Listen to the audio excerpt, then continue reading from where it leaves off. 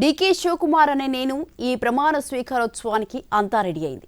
ఇవాళ సాయంత్రం 4:05 కర్ణాటక సీఎంగా డీకే శివకుమార్ ప్రమాణ స్వీకారం చేయనున్నారు. ఈ కార్యక్రమానికి బెంగళూరులో అన్ని ఏర్పాట్లు చేశారు అధికారులు. దేశవ్యాప్తంగా ఉన్న ప్రముఖులు, రాజకీయ నాయకులు పెద్ద సంఖ్యలో ప్రజలు హాజరు కానున్నారు. కర్ణాటకలో కొత్త ప్రభుత్వం ఏర్పడబోతోంది. సీఎల్పీ నేతగా ఎన్నికైన డీకే శివకుమార్ కర్ణాటక సీఎంగా ఇవాళ సాయంత్రం ప్రమాణ స్వీకారం చేయనున్నారు. సాయంత్రం 4:05 లోక్ భవన్లో గవర్నర్ థావర్చంద్ గెహ్లాట్ డీకేతో ప్రమాణం చేయించనున్నారు.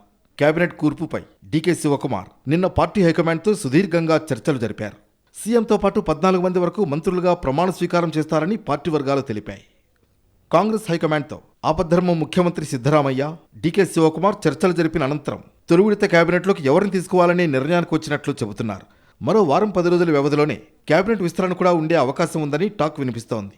సాయంత్రం 4:05 జరిగే ప్రమాణ స్వీకార కార్యక్రమానికి కాంగ్రెస్ జాతీయ అధ్యక్షుడు మల్లికార్జున ఖర్గే, అగ్రనేత రాహుల్ గాంధీ సహా పలువురు హాజరు కానున్నారు. డీకే శివకుమార్తో పాటు ప్రమాణ స్వీకారం చేసేవారిలో కేజే జార్జ్, రామలింగారెడ్డి, కృష్ణబైరేగౌడ, యూటీ ఖాదర్, మల్లనగౌడ, బసనగౌడ పాటిల్ ఉన్నట్లు తెలుస్తోంది. సిద్ధరామయ్య కుమారుడు యతీంద్ర, లక్ష్మీ బెబ్బాల్కర్ మంత్రులుగా ప్రమాణం చేసే అవకాశం ఉంది. ఇక జి పరమేశ్వర్ డిప్యూటీ సీఎం బాధ్యతలు స్వీకరిస్తారు. కర్ణాటక కాంగ్రెస్ ప్రభుత్వంలో 3 ఏళ్లు పూర్తయిన తర్వాత నాయకత్వ మార్పు జరుగుతోంది. గత కొంతకాలంగా సీఎం మార్పుపై ఊహాగానాలు వస్తున్నాయి. చివరకు సిద్ధరామయ్య స్థానంలో డీకే శివకుమార్ను సీఎంగా కాంగ్రెస్ అధిష్టానం ఎంపిక చేసింది.